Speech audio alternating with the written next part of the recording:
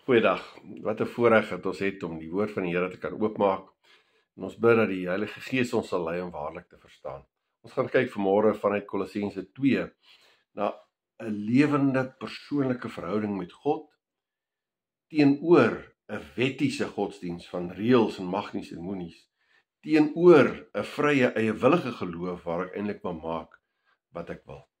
En ons lees in Kolossense eerstens van hierdie persoonlike, lewende geloofsverhouding met God. Daar staan in vers 6, aangesien julle dan Christus Jesus as Here aangeneem het. Met ander woorde, om hom te omhels as Christus Jesus, die een wat God is, wat mens geword het ter wille van ons, wat ons sondes op hom geneem het, gesterf het aan die kruis, vir ons sondes betaal het, maar ook opgestaan het en die dood oorwin het, en dat ons kan deel hê in daardie oorwinning. Maar ook dan staan daar as Here aangeneem. Dan die Here beteken Kyrios, is die Griekse woord. Hy is die eienaar. Hy besit my. Ek luister na hom. Hy is my koning. So hier staan aangesien julle dan Christus Jesus as Here aangeneem het, as verlosser, maar ook as koning. Dan gaan dit verder.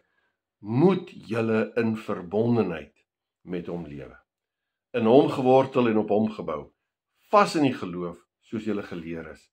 En met dankbaarheid vervul. Dis weer eens 'n lewende verhouding. Dis wat dit behels om in 'n lewende verhouding te wees, is om in hom gewortel te wees, op hom gebou, vas in die geloof soos julle geleer is, en met dankbaarheid vervul. En dan vers 8. Pas op dat niemand julle van hom af wegvoer deur teorieë en argumente wat misleidend is nie. Dit is dinge wat berus op die oorlewering van mense, op wettiese godsdienstige reëls en nie op Christus nie. In hom, dis Christus, is die volle wese van God beliggaam, en in verbondenheid met hom deel julle in sy volheid. Daarom ons is volledig verlos, ons het volledig deel aan sy oorwinning. En dan staan daar, hy is die hoof oor elke mag en gesag. Hy is die hoof oor elke mag en gesag, ook oor my lewe. Nou, ons elkeen is geskape, ons is bedoel, en ons wil in 'n lewende geloofsverhouding met Christus staan.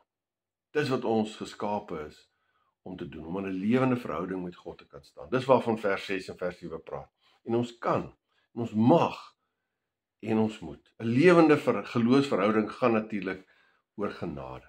Dit gaan oor God. Dit gaan oor God wat in sy genade Christus gestuur het, om inderdaad vir ons hierdie lewende verhouding, hierdie ware lewe te koop, sodat ons daar in 'n verhouding met hom kan staan en vanuit daai verhouding kan lewe. Dit behels 'n totaal nuwe lewe. Dit behels 'n pad saam met God, deur dik en dun, deur voorspoed en in teëspoed. Christus is die Here, jou koning, en hy bepaal jou optrede. 'n lewende geloofsverhouding is alles bepalend in ons lewens. Maar soms, soos ons in hierdie gedeelte sien, en wat in die waarskuwing dan ook is dit asof hierdie formalistiese, wettiese godsdienst so by die agterdeur wil insluip. Die wettiese godsdienst kom nie soos 'n wrede monster ingestorm nie. En ek baie subtiel, so amper ongemerk, en dan stukkie vir stukkie wil hierdie wettiese, formalistiese godsdienst 'n lewende, ware verhouding met God, so by stukkie vir stukkie by die voordeur uitstoot. En hoewel wettiese godsdienst en ware geloofsverhouding totaal verskillende dinge is, kom staan dit soms so gevaarlik naby aan mekaar. Want wettiese godsdienste se aanvanklike bedoeling is waarskynlik meestal goed.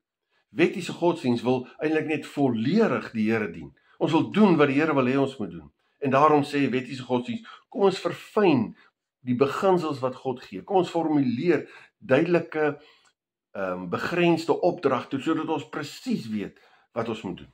Kom ons maak dit prakties in ons konteks, en dan maak ons dit vas in bepaalde forme binne ons omstandighede. En hierdie bedoelings is tog nie verkeerd nie, dit is tog belangrik. Maar wettiese godsdienst kom en floreer wanneer ek naderhand hierdie vorm en hierdie reeltjie, hierdie uiterlike toepassing stywer vashou as Christus. Stywer vashou as kunskap, as die beginsel, as die vryspraak wat ek ontvang het. Wettiese godsdienst kom wanneer daar by God se bepaling menslik verklarende blylaag van 1 tot 64 bygevoeg word, en dat die bylaag eintlik belangriker word as die oorspronklike bedoeling van God.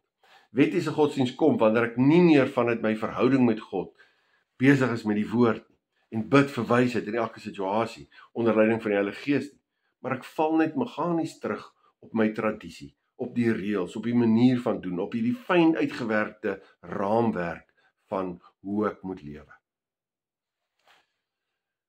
Binne wettiese godsdienst kom mens naderhand by die punt waar jy dinge doen op 'n bepaalde manier, maar ek verstaan nie meer altyd hoekom ek dit daar doen nie. Wat is regtig die beginsel agter hierdie manier van doen? En so word die menslik toegepaste vorm gelykgestel met die Godgegewe opdrag en Godgegewe beginsels. Lukas 7 vers 8 sê die Here vir die Fariseërs en skrifgeleerders: julle laat die gebod van God los en hou vas aan die oorgelewerde gebruik van mense. Maar die hartseer van wettiese godsdienst is dat iewers verloor ek daardie vreugde, daardie verhouding, daardie liefde. Dit gaan net oor dinge wat ek moet doen en 'n bepaalde manier moet doen en ek het skuldgevoelens as ek dit nie doen nie of nie goed genoeg doen nie. En dan is ek ook geneig om oor ander te oordeel wat dit nie op dieselfde manier as wat ek dit probeer doen nie.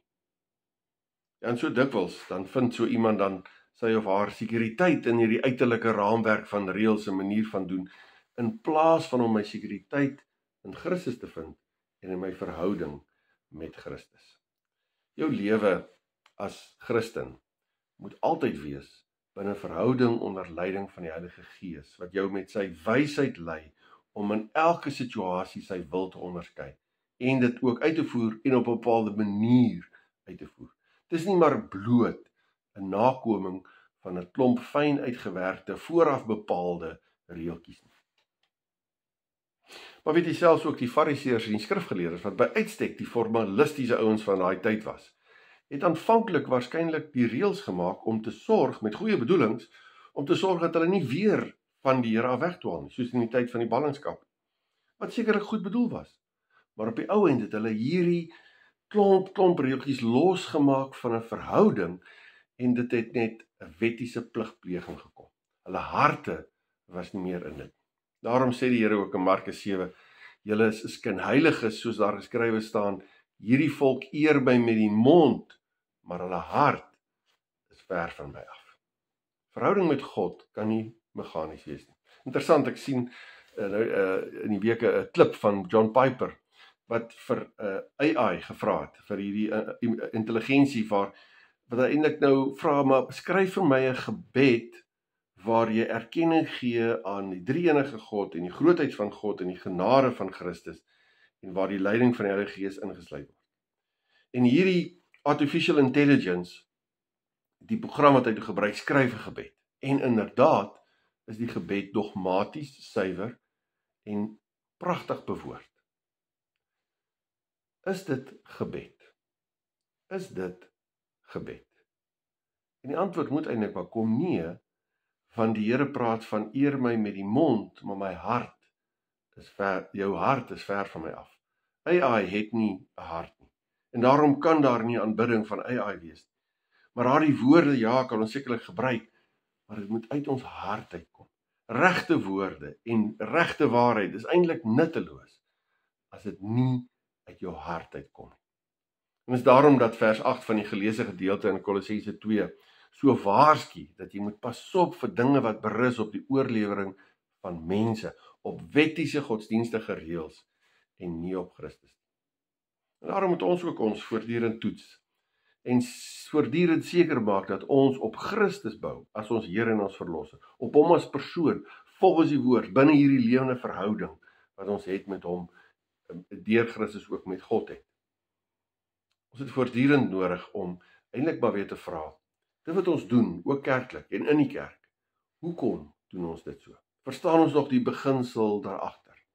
Hoekom doen ons dinge op 'n bepaalde manier waarop ons dit al dalk verlang al doen? Om dinge te doen op 'n bepaalde manier te doen, bloot omdat ons nog altyd dit so gedoen het, beteken nie noodwendig dat is nog die beste manier om God se oorspronklike beginsel en bedoeling uit te leef. Die Rooms-Katolieke Kerk het vir meer as 1000 jaar vasgehou aan groot dwalinge, want dit is wat die tradisie voorgeskryf het. Ons het nodig om te dink oor wat die ware ankers in ons lewe is en in ons geloof is. Wat is die beginsels?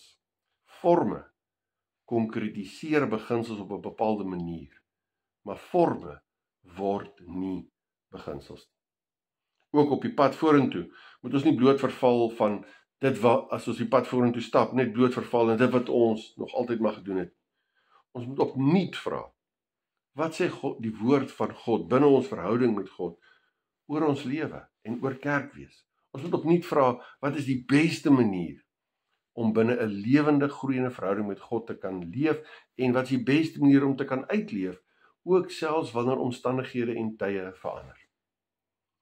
Bloot reëls gee nie antwoorde as omstandighede en tye verander nie. As omstandighede tye verander, dan moet ons opnuut hoor wat sê God en wat is die beginsels en hoe moet ons dit uitleef. Dit is eintlik so vreemd op 'n manier, want dit is eintlik makliker om net meganiese klomp reëls na te volg.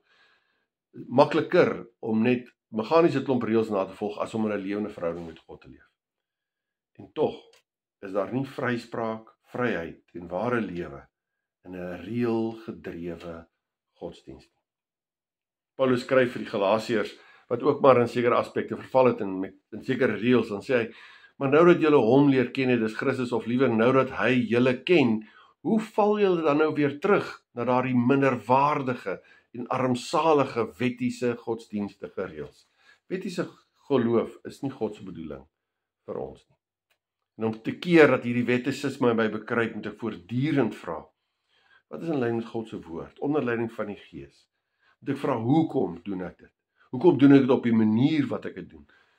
En onder leiding van die Gees moet ek self ondersoek doen binne my verhouding met God. Want as ek nie meer die hoekom verstaan nie, as ek maar net meganies doen, dan is die deure wyd oop vir 'n formalistiese, wettiese godsdiens. So aan die ene kant kry ons hierdie wettiese godsdiens, maar aan die ander kant, dan kry ons ook 'n dikwels 'n teenreaksie op hierdie wettiese formalistiese godsdiens, kry ons 'n vrye, geen reëls, eintlik maar 'n eie ek godsdiens. Vryheid, wat ons inderdaad in Christus Jesus het, word skeef gedraai na 'n vryheid, waar ek eintlik maar doen wat ek dink is goed. En hierdie vorm van geloof, word die genade van die Here eintlik maar misbruik, deur te sê ek is vry van reëls, ek is los van die wet, ek staan nie onder die oordeel nie, ongeag wat ek doen. En daarom kan ek maar doen wat ek wil. Maar is dit waar? Ons is inderdaad nie bloot aan reëls gebind nie, maar ons lees ook in Kolossense 2 vers 6, aangesien julle dan Christus Jesus Here aangeneem het, moet julle in verbondenheid met hom lewe, in hom gewortel en op hom gebou. In verbondenheid met Christus, in hom gewortel. Wanneer ons in verbondenheid is met Christus, dan is ons nie net aan hom as Jesus Christus verbonde nie, met ander woorde as die een wat ons verlos nie, maar ons ook verbonde aan hom as Here Jesus Christus. En Here beteken eienaar, besitter, koning. Ons is syne. Hy sê wat moet gebeur. En deur ons verbondenheid aan hom ook as Here, moet ons leef volgens sy wil en moet ons hom gehoorsaam.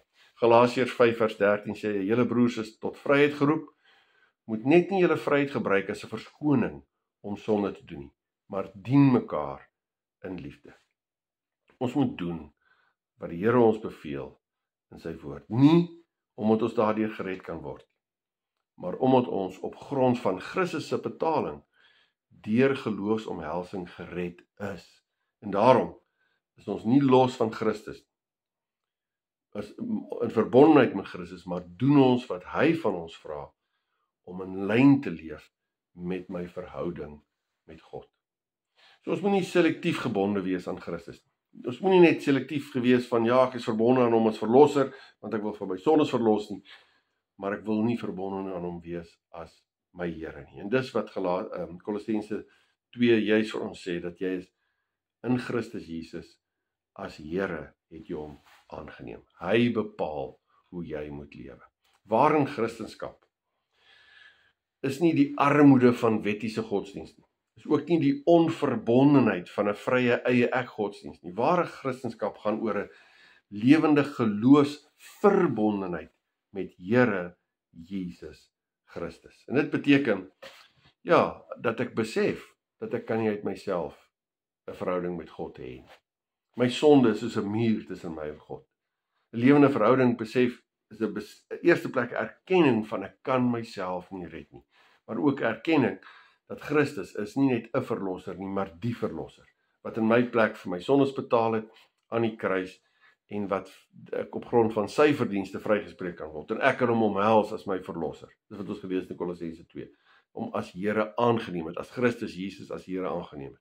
En dan, omdat ek in verbondenheid met hom is, 'n nuwe lewe ontvang, vry van die las van die sonde, omdat hy deur sy Gees in my woon, kan ek ook 'n nuwe lewe leef in verbondenheid met hom, prakties volgens sy wil elke dag, soos wat ons gelees het in vers 6. So 'n ware verhouding is nie maar bloot om as dit ware 'n e-mail te kry elke oggend met alles wat jy hierdie dag moet doen nie. Maar is eerder 'n saamlewe met God onder leiding van die Gees, bewuslik, en om te volg waar hy lei, deel te wees eintlik van wat hy besig is om te doen. Hoor ek en jy, die Heilige Gees, hoe die Heilige Gees my lei elke dag, in moeilike besluite, om sy wil te onderskei deur die woord, binne die praktiese situasie van elke dag se lewe. Is ek en jy elke dag nog verwonderd oor wie God is, en wie hy in my lewe is? Praat ek elke dag met God? Want dit is verhouding met God. Om vanuit daardie verlossing in Christus elke dag om te volg, deel van sy plan te wees, saam met hom te loop, onder leiding van die Heilige Gees. So 'n lewende verhouding gaan nie maar bloot net om gered te word. Dis 'n pad saam met die lewende God wat tyd en ewigheid in sy hand hou. Dis wat vers 7 praat van op hom gewortel en op hom gebou.